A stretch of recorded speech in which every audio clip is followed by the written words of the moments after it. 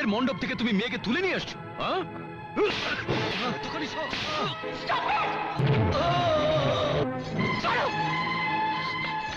ওকে মারছেন কেন?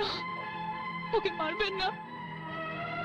আমি নিজের ইচ্ছে বিয়ের মণ্ডপ ছেড়ে ওর সঙ্গে পালিয়ে এসেছি। সে কি? You mean এটা কি ঘটনা নয়,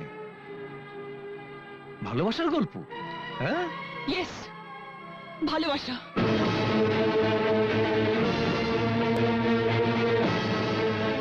সরি মিস্টার চৌধুরী, এটা এর কেস নয়, ভালোবাসা। তুমি তুমি কি বলছো সাথী? এসব তো মিথ্যে। এছাড়া আর কোনো উপায় নেই সবুজ। আমি যদি মিথ্যে না বলি, ওরা তোমাকে জেলে পুরে দেবে, তোমার উপর টর্চার করবে। আমার আর রাহুলের জন্য যদি তোমার এই অবস্থা হয়, আমি নিজেকে কোনোদিনও ক্ষমা করতে পারবো না সবুজ। নাও মিস্টার রোমিও, এবার তুমি বলো, তুমি ওকে ভালোবাসো? তুমি ওর মাথায় হাত রেখে প্রমিস করো তুমি কখনো ওকে ছেড়ে যাবে না।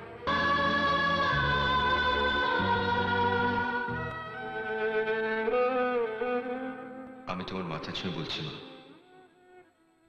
তোমরা যা ভাবছো তা মিথ্যে। সাথী আমাকে ভালোবাসে না, আমাদের দুজনের মধ্যে কোনো প্রেমের সম্পর্ক নেই।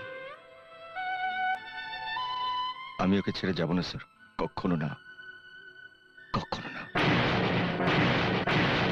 ওকে আজীবন ভালোবেসে যাবে? Yes sir. মা, মা। না, তুমি আর আমাকে মা বলে ডাকবে না। তুমি সেদিন আমার মাথা ছুঁয়ে মিথ্যে কথা বলেছি। কেন? কি প্রয়োজন ছিল এর? বিশ্বাস করো মা। ব্যাস ব্যাস, অনেক হয়েছে। আর নতুন করে কোনো মিথ্যে বলো না। তোমার ওই একটা মিথ্যে আজকে আজকে আমাকে যে যন্ত্রণা দি। আমি প্রার্থনা করি তোমার মতো সন্তান ভগবান যেন আর কাউকে না দেন। একটা কথা মনে রেখো, তুমি তোমার মার কাছে মিথ্যে বলেছিলে। জানি না সাথীর মাথায় হাত রেখেও তুমি মিথ্যে বললে কিনা। যদি সত্যি বলে থাকো, তাহলে অন্তত এইটুকু জানবো যে ছেলে শুধু মা বাবার কাছেই মিথ্যে বলেছিল। চলো।